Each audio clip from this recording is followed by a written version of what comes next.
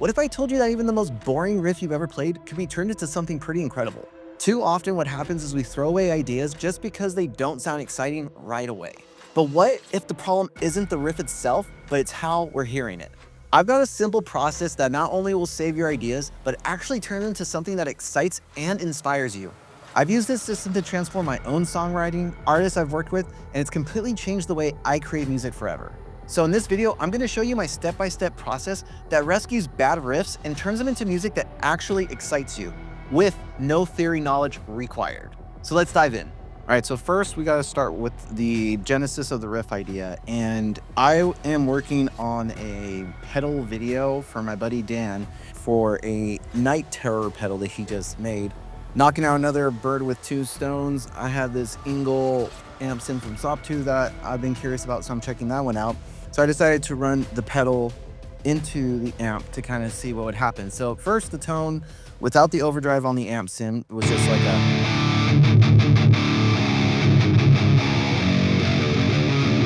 so, you know, pretty plain.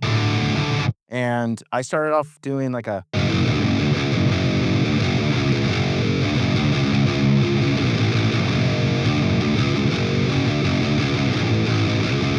just started to get the juices flowing. And then when I turned on the pedal and got a setting that I finally liked, I came up with a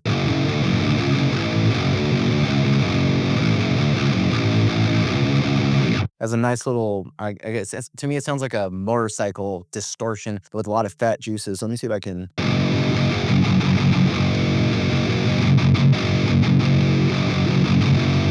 Yeah. Now this riff idea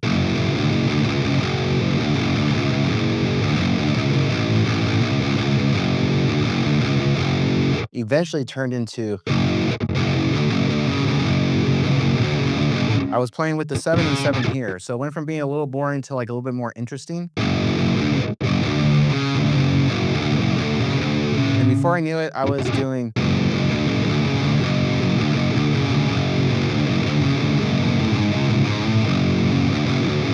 so something was coming along with it, and eventually I landed on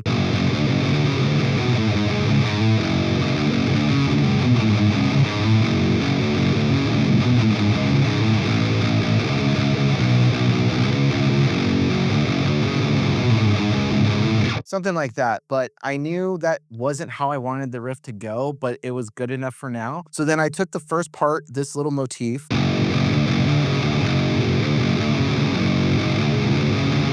and really just decided to go with this little part too that I liked.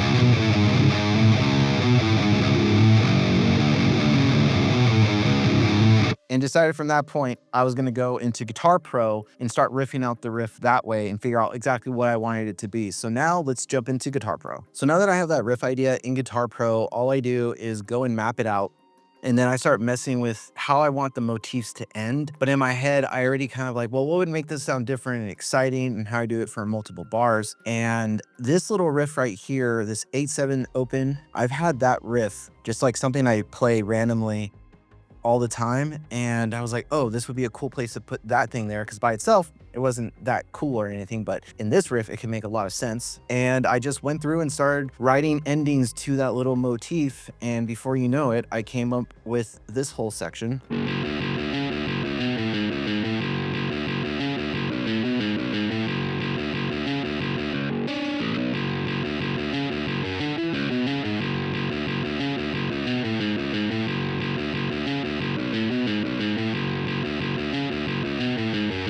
All right, now this next part right here, I knew I wanted to end on a run. After I started writing, I was like, I want to do some sort of run, but a melodic type ending chord structure. As I was jamming this 5 to 5/7 to 7/8/5 open ending thing, it came out as I was riffing later on as I was in front of Guitar Pro. But what I like to do with Guitar Pro, and a lot of bands do this, is just sit there and work on it until it's usable. Now, I don't have any preconceived notions on whether or not this is going to sound good or not. I just know that I need to get the idea down. and then I'll work from there. Think of it as like a mock-up in orchestral writing. Like when people are making cinematic scores, they do what's called a mock-up, and usually they can do it on a piano roll, and it doesn't always sound that great, but they get the chords and the melodies and they get everything fleshed out. The idea, the essence of the track is there, and then from the mock-up, they'll create the arrangement, and then they'll go and do more. I treat this as the mock-up. I just need to get the riff down, and it could be a bass riff or a synth idea that I have.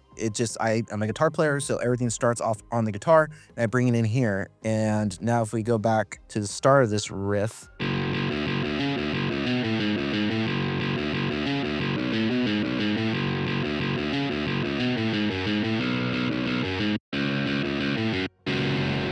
and this is like 22 seconds of riffing, which is all I need for this little demo track that I'm working on for this pedal. From there, I just duplicate, I pan to the sides. With bass, I'm not too precious about it. I just kind of follow the root note, see what's going on, and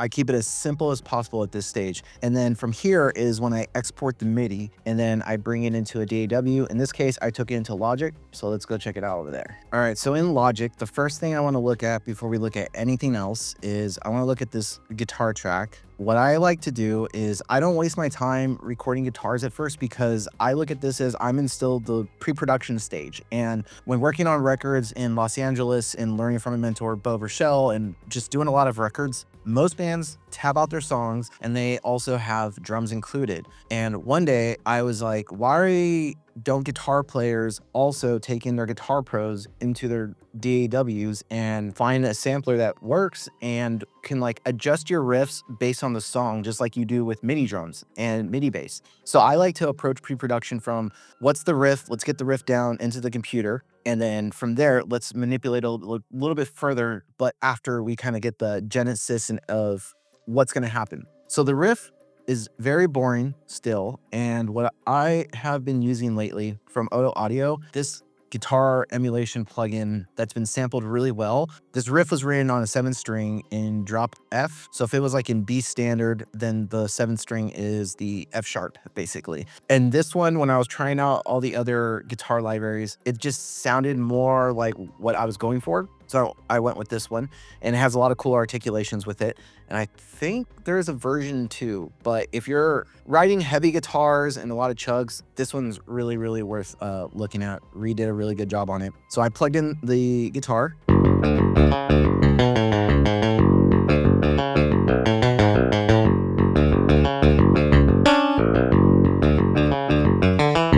So there's some key switching that you saw right there, but not all of it. Now that I'm listening to it back without any of the amplification, I am hearing that like, oh, like I would want to fix that. But this is, again, I'm just taking a boring riff and I'll focus on that later.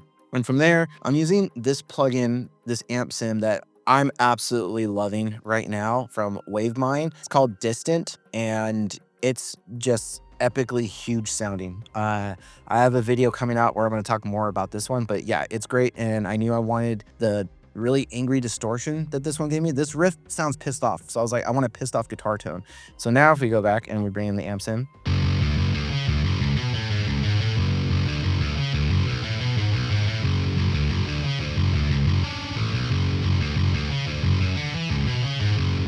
to me, that sounds good enough to work with. And then I'm using the Bogren Digital IR-DX core just because it makes the amp sim sound more realistic. Absolutely love that plugin. So then I went and I just put both of them on left and right.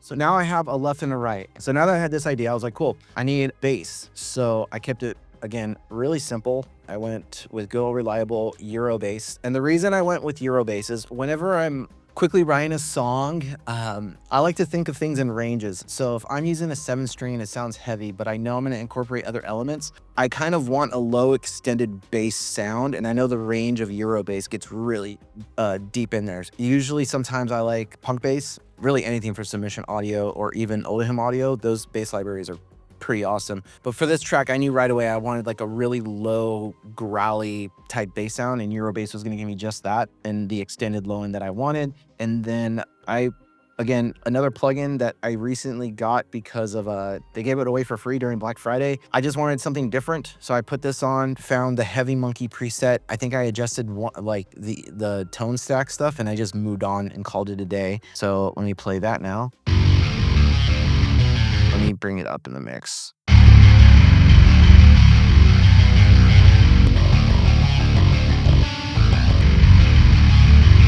Yeah, that shit is beefy as fuck. That's exactly what I wanted. So now I have my bass and my guitars. Next, I knew I was gonna want metal drums. And one thing that I think separates experienced producers from beginners is beginners constantly start from zero when they are working on their MIDI drums, and they find it so intimidating when there's so many drum grooves included with drum programs and like drum groove libraries out there available. You just have to switch the mapping. Those are fantastic places to start when songwriting. There's no need to start it from scratch. I know there's so many videos like how to write drums from scratch and stuff. It's like, that's not really necessary in a particular situation like this. Now, I knew I wanted something that was kind of more mixed ready. Usually there's an old drum library called Perfect Drums that is my typical writing go-to drum sample library, but I just got this Trivium drums from Bogren Digital, and I was just curious what metal grooves would be in here. And as I was going through the metal grooves trying to find something, I found this groove immediately spoke to me right here.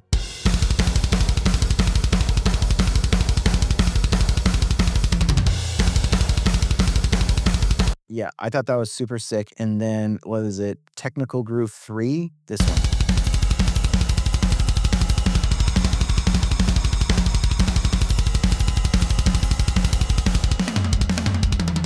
So originally what I did was I took out groove 3 and I put it first, and then I put groove 4, and I realized I did not like that sound. So like, let's start off with groove 3 real fast.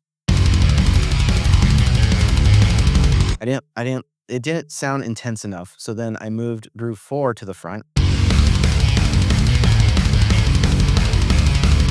And that was exactly what I wanted. And then I came in and I added the Groove Technical Part 3. And at the end, I just added a little fill for that ring out that was in the Guitar Pro. So let's take a listen to the drum track now.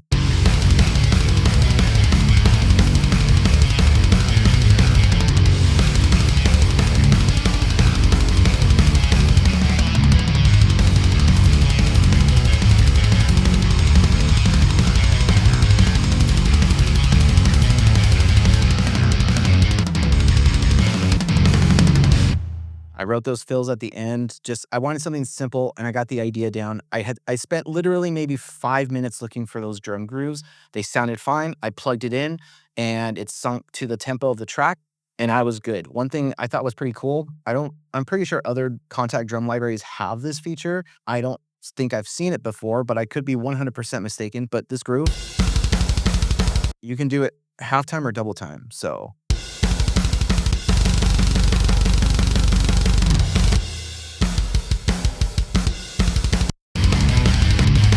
I think that's pretty sick. One thing I will say, I think this is by design. There's processed and natural. I have processed on. I wanted like a mixed ready sound. Again, you can't buy perfect drums anymore, I don't think. I believe DW bought the drum library, but it was a great drum set. I still use it.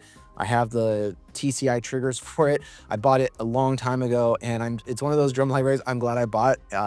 I don't know how long that thing will stay working as systems keep updating, but I mean, I have the TCI triggers, so I might lose the cymbals, but I'll still keep the shells. But the mixer in here, you can't really adjust anything. Like, you open the advanced panel, you can do the reverbs and rooms. The parallel comp is cool. I wish you could tweak the EQs and stuff more, but I feel like this was definitely designed for, like, if you want the Trivium drum sound for the record that Jens Bogren worked with Trivium, plug it in, you're done. I wasn't necessarily going for that. I just wanted a mixed ready drum kit sound, and this sounds pretty much done in my opinion. So now I've got the guitars, the bass, and the drums make the riff come to life.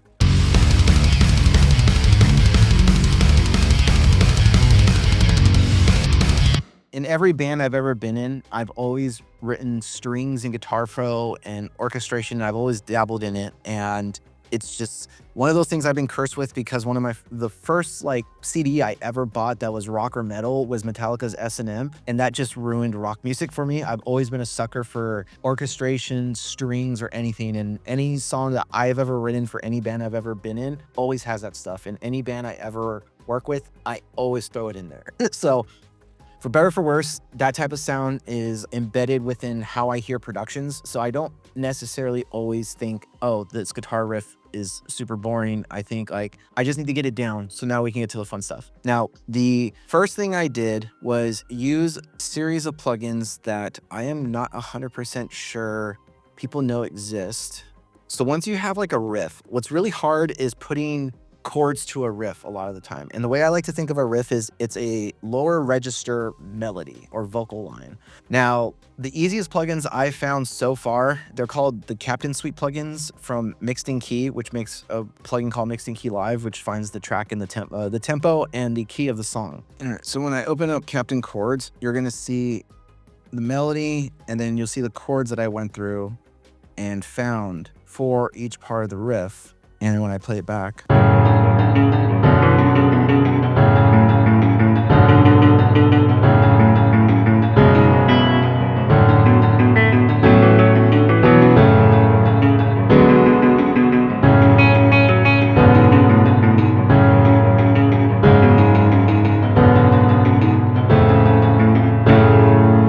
so that sounded pretty close to what I wanted, and I just rolled with that. And then the cool part is you can drag all this MIDI and start throwing it into your track. So right here is the original mock-up track, I guess. And again, we're talking 5 minutes or so of just hearing things and kind of putting it all together. And once I had this, I dragged in Staple in the orchestration circles. It's a really good all-around symphonic orchestral library. If you're looking into orchestration, this is a great gateway orchestral library that just works. And it's from Spitfire. It's called Albion 1. There are a ton of videos on YouTube about it. So what I did first was I wanted to get the brass and woodwinds. Like when I think brass and woodwinds, I think John Williams, Star Wars, like NF, Hans Zimmer. Like I just wanted a big brass tone, but building towards it. So the first thing I did was take the mock-up and come up with this.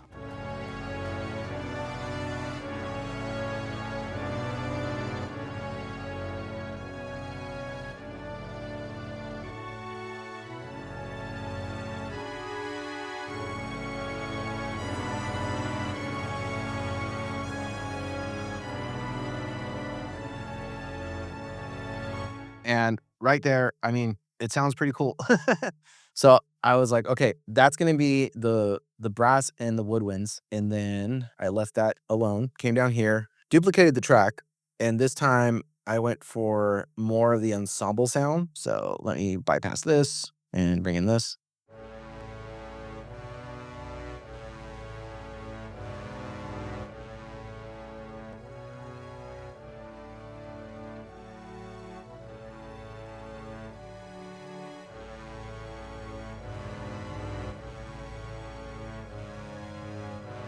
So far, we've got a pretty epic thing happening under a very boring riff, which is pretty freaking fun. Now you will see I have more woodwind, brass, and some strings that are low here.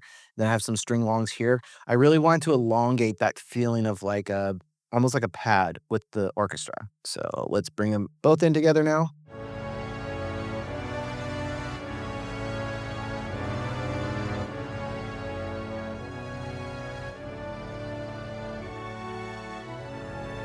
So that's sounding huge. Now, if you're someone who does orchestral writing, I know I haven't done the expression pedal or writing yet. This is just about getting the ideas down. So from here, I went to another staple because again, I wanted that big epic orchestra sound to another library that's a staple for a lot of composers is Cinesample's Cinebrass Pro.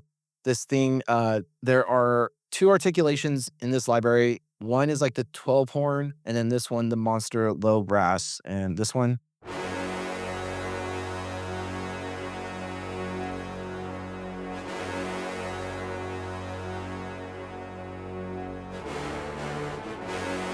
So when I wrote the chords and I transposed them, I didn't realize that transition was Star Wars. So I hope I don't get a copyright strike for that because I laughed when I realized what I had done with the horns. So let's bring in those, not the horns, the brass with the song with the Albion one.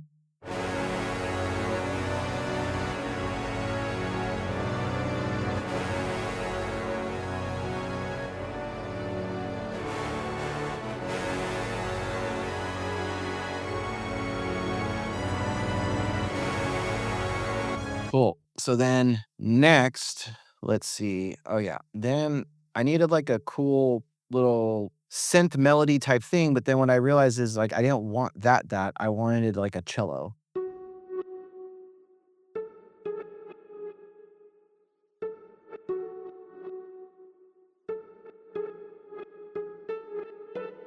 And this one is using another cool sample library, the Ashton scoring cello. This one is from Wavelet Audio, and it has some of like the coolest cello sounds I've ever heard. And I went with like a pizzicato sound. Let me turn off crystallizer.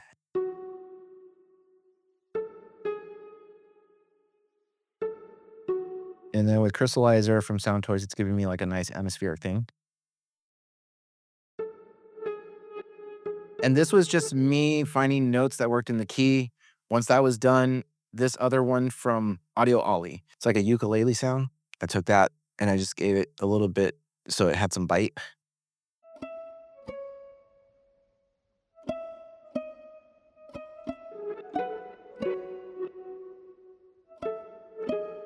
Cool. And then I wanted some choir.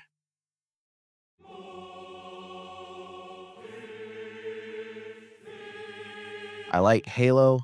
If you've ever played the original Halos, you know how badass a choir can sound. So this is just Requiem from 8DO. Uh, I have the other one, Insidious, but I couldn't get it to sound how I wanted it to sound, so I just left it and moved on with my day. And then now I brought in some electronics for the second half, and we got this sound.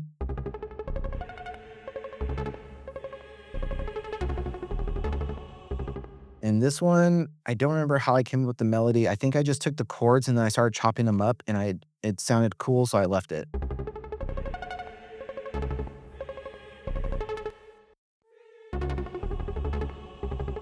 And then I put on Pan Man, so it would go left to right. And then this one right here this one's a pretty cool one. It's how do I explain this one? This one is more of a sound design plugin. It's from Spitfire Audio, the same people who made Albion 1 and the Hans Zimmer libraries and all that stuff. This one is a newer one. I was just going through the presets and I found this broken delay sound and I thought that sounded really cool. And I thought it would be a great way to accent this serum sound patch that I had.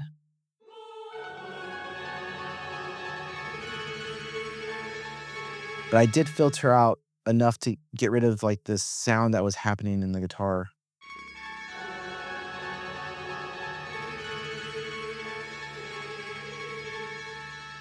Then Brower Motion, which is for sound design stuff, is really cool.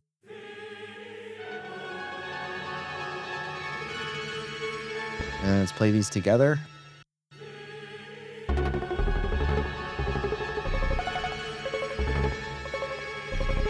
Awesome. So, again, I just literally copy and paste, go through presets to find something that works. And then here, I wanted the downbeat to be pretty epic. So, again, Cinebass Pro. This one I think is the 12 horns. Yeah, 12 horn ensemble from Cinebass Pro. This one's a staple.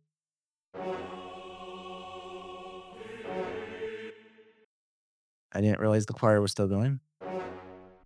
Cool. And then Ashton cello again. This time it's just doing this really cool like open sound. It's an octave. It's very, very percussive. And then Symphobia. And you can see this one. Staccato brass section, a muted staccato. So it's very, very fast. And it's gonna be buried in the track because I'm just looking for you to feel it, not for you to hear it. Another brass from Symphobia, strings. Symphobia again, strings and brass. So a common trick in rock music, it's buried really low. It's either to put like a pulsating or pulsating arpeggio of just like the root note of the song and or like a tambourine of some sort to just keep momentum going, but it's like buried underneath the track. But usually some sort of pulsating sound when you bury it in, it makes the drums and everything feel like it's moving forward when in reality it's not. It's just one trick. I kind of wanted that. So I went with this Cinesamples Tina Gal, and this sound to me had like a very building up momentum, but it wasn't going anywhere, and it was just the same 2 notes going over and over.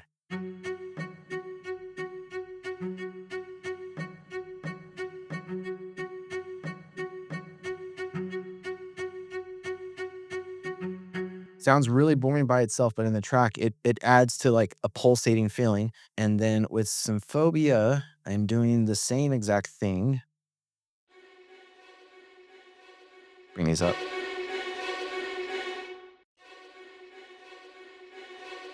These kinda gave me that Dark Knight Rises vibe, so that's why I went for this one, and these are just accenting what the, cello is doing.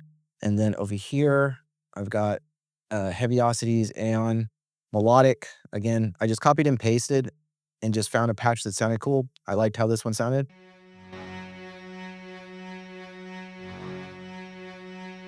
Let's bring all these in together so you can hear.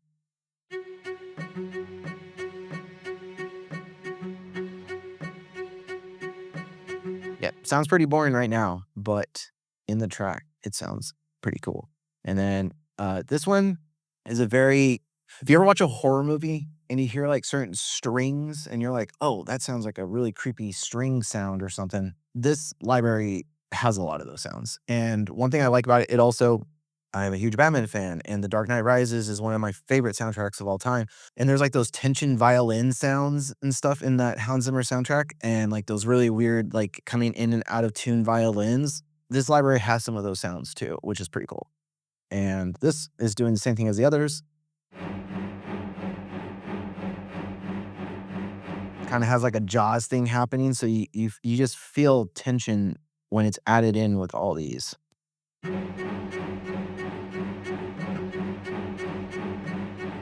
And then with that Audio Imperio Constrictor, I'm adding another little riser.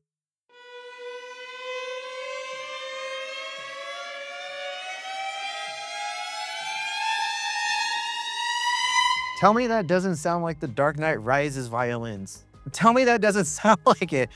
But yeah, like this thing is really cool for transitional sounds and like creating atmospheres in certain like quiet parts of a track. So I like using it as I can't yeah, you guys now know a cheat code is Audio Imperia's Constrictor, and using it for sound design reasons to build tension and like weird eerie effects.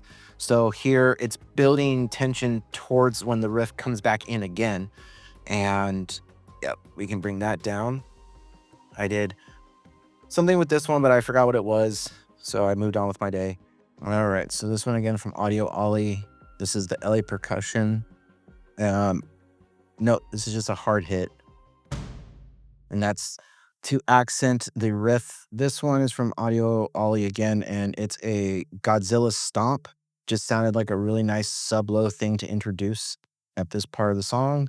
And let's see. Okay, I think this is another synth. Yeah. So I think this is the same. Yeah, this is the same as up here as the other ones. I don't know why it's down here, or maybe when I was layering, I was like, oh, it's missing something different.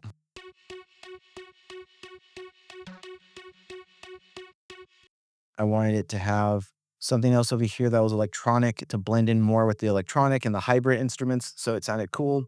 And then some risers from Audio Imperia again with Constrictor. Let me bring this up in volume so you can really hear it.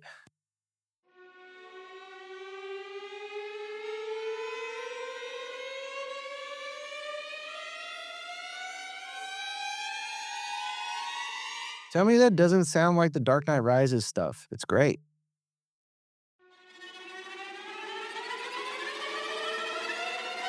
And then another layer.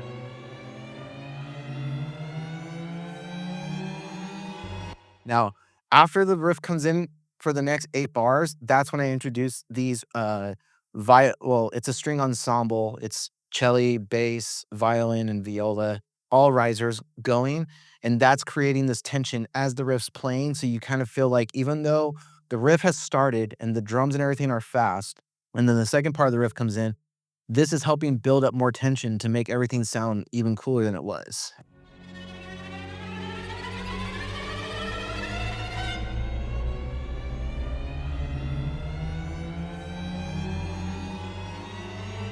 All right. And again, it's a printed version, but if I pull up this one, it is Audio Imperious Constrictor. It's one of the most, it's a very niche sample library, but it is, I think, indispensable when it comes to sound design and making tracks like this. And everyone can get like a synthesizer, but when you can have like a orchestral riser underneath everything, it just makes everything sound a little bit different. So this is with everything in the track going. All I've got going is a little bit of, I think EQ, waste factor equalizer, and then a reverb that I'm sending most of the instruments to, and then Glowfoss on the master. That's all I wanted to do. This is, oh wait, I almost forgot something. I forgot violins and this other set of plugins right here. All right, so I really like percussion.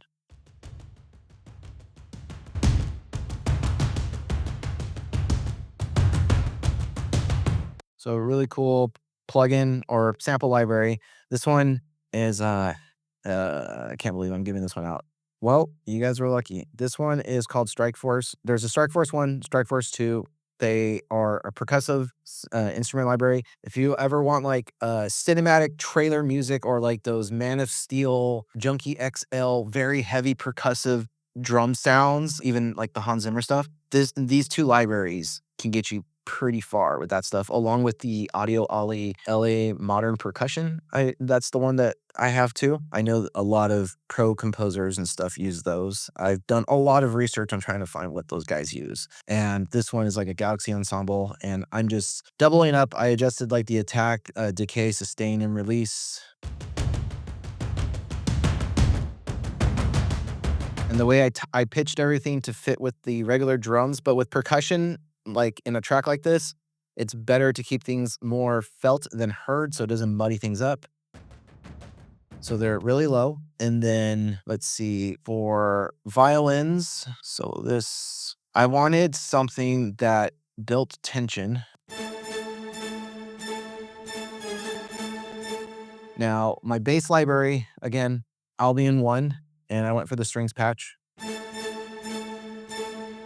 with the spiccato. When it comes to orchestral libraries, I really like to think of what's the bass sound, or not the bass sound. It's like a drum kit. When you're mixing drums and you have like your real recorded drums, I like to think of the orchestra as the same thing. It's like Albion 1 is my bass orchestra. That's like the orchestra I recorded, and then everything else gets layered on top of it to add something to make things stick out. So it's like when you're mixing real drums and you go for samples to help augment the sound that those drums are missing, but you don't want to destroy the character of those drums. You just want something to help enhance the thing that's like missing to give them that extra oomph without, I guess, destroying and replacing everything. So it's a balancing act. Now, I knew I wanted the spiccato on these, and then Symphobia, again, string section and spiccato.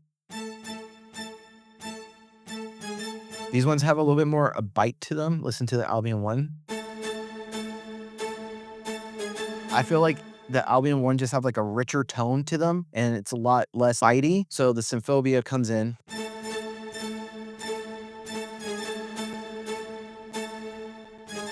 Just brings in that attack so I don't have to EQ that. And then again, Audio Ollie and the Nashville Orchestra.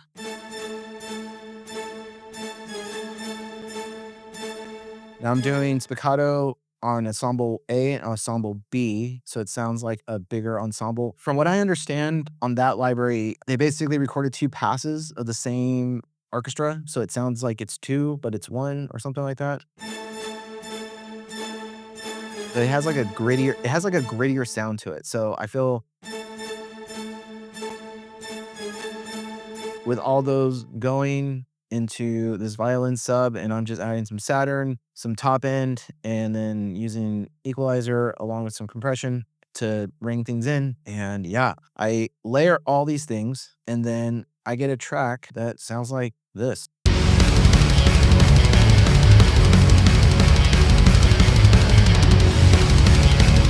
Let's go back to where we started before I play everything and just listen to the bass, the guitars, and the drums. Everything again is all programmed. Nothing is really recorded at this moment in time.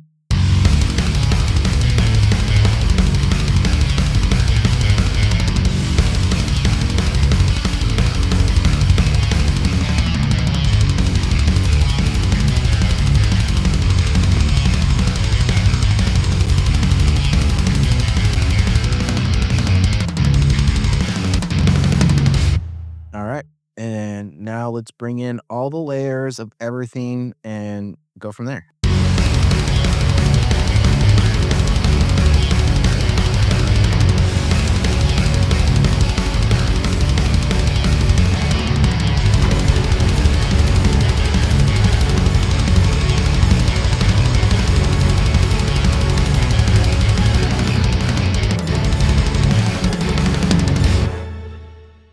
So we started off with this boring riff.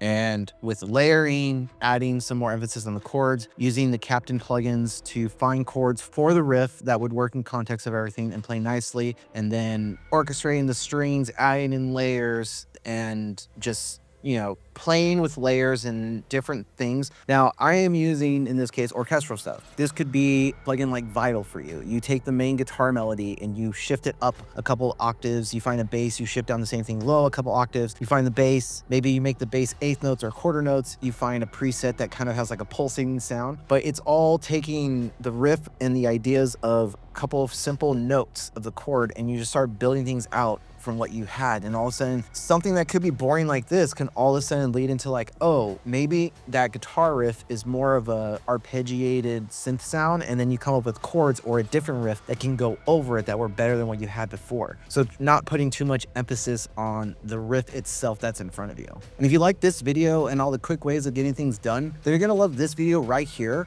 where I break down the best plugins that clean up your mix before you've even pressed play, saving you hours of tedious work.